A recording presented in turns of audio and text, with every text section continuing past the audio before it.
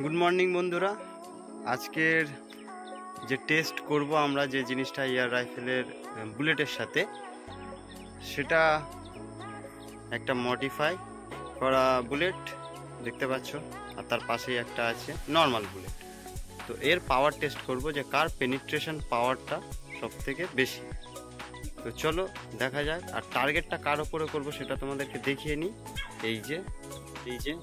এই যে দেখছো বাঁশের এই চারাটা, বাঁশের এই টুকরোটার প্রথমে মাথার দিকে আমরা এই জায়গাটায় ঠিক চেষ্টা করব হিট করার।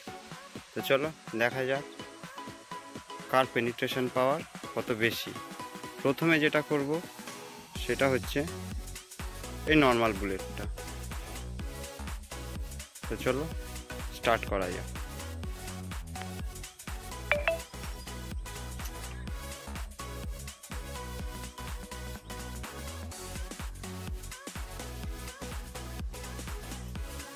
বন্ধুরা শ্যুট হয়ে গেছে।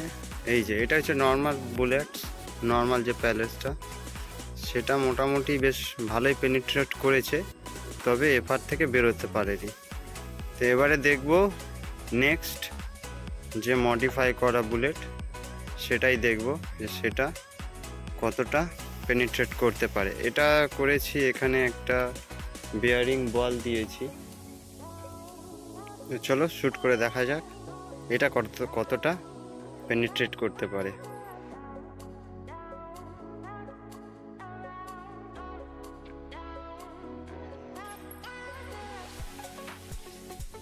বন্ধুরা এটাও দেখো হয়ে গেছে শ্যুট।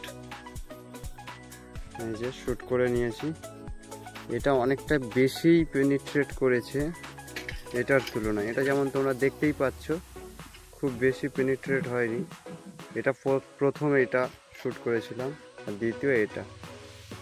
তো এটা বেশ ভালো পেনিট্রেট হয়েছে, খুব বেশি ঢুকেছে, কিন্তু এটা পুরোপুরি বেরোতে পারেনি। তবে এই যে ফাটলটা ছিল এটা একটু বেশি বেড়ে গেছে। তো আজকের তোমরা দেখলে মডিফাই বুলেটটা খুব বেশি ভালো কাজ করেছে। তো সুতরাং এখানে জিতে গেছে আমাদের মডিফাই করা বুলেট, মডিফাই সাকসেসফুল।